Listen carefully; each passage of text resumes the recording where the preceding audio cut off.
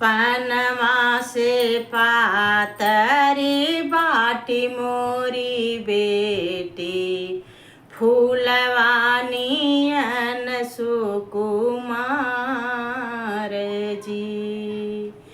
पनवा से पातरी बाटी मोरी बेटी फूलवानियन सुकुमार जी।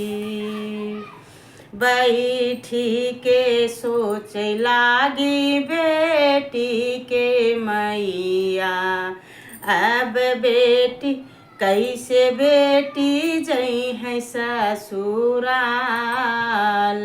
जी। हो बैठी के सोच लागी बेटी के मैया कैसे बेटी जई है ससुराल जी।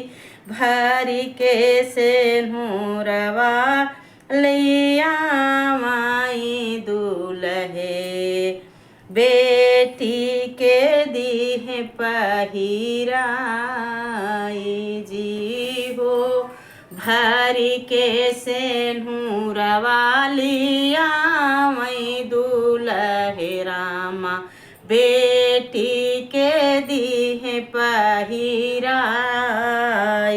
जी। हो भरी के सेनुरवा लैया माई दुल्हे रामा बेटी के दीह पहिराई जी। चुटकी भर सेनुरा पहिरऊ तै मोरे रामा बेटी मोरी होई जई है पराई जी। हो चुटकी भर सेनुरा पहिनऊ तै मोरे रामा बेटी मोरा होई जई है पराई जी।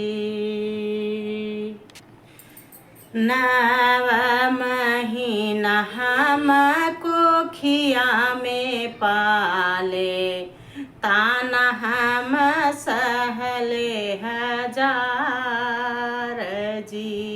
हो नव महीना हमको खिया में पाले ताना हम सुन ले हजार जी। हो नव महीना हमको खिया में पाले ताना हम सुन ले हजार। हो बड़े हो जतन से हम बेटी के पाले धिया मोरी जई है ससुराल जी।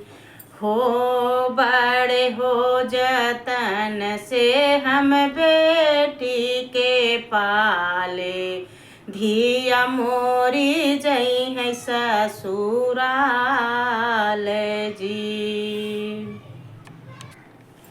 हरे हरे बसवा के डो मड़वा छवाए लगी गए लाल ओहार जी। हो हरे हरे बसवा के मड़वा छवाए लगी गईले लाल ओहार जी।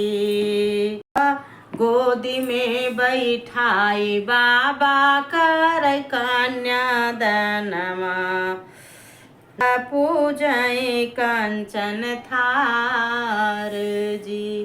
हो गोदी में बैठाई पापा कर कन्यादानमा पाव पूजय कंचन थार जी। पे बैठे बबैया जे रोवाई भैया जे रोवई ओ सार जी। हो दुआरा पे बैठ के बबैया जे रोई, भैया जे रोई ओ सार जी।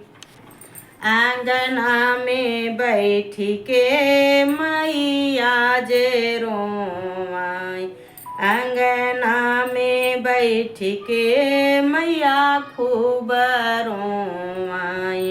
सुना होई गया अंगना दुआर जी। हो अंगना में बैठ के मोरी मैया खूब रोई।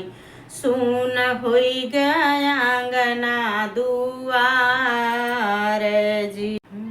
माई के गोदिया दुर्लभ होई जई, लाई जई है दुलरु दमाद जी। हो माई के गोदिया दुर्लभ होई जई है, लाई जई है दुलरु दमाद जी। दमाद जी से रोई के मैया रज करई, बेटी के रखी है ख्याल जी। दमाद से रोई के बबैया रज करई, बेटी के रखी है संभाल। दमाद से रोई के बबैया रज करई, बेटी के रखी है संभाल।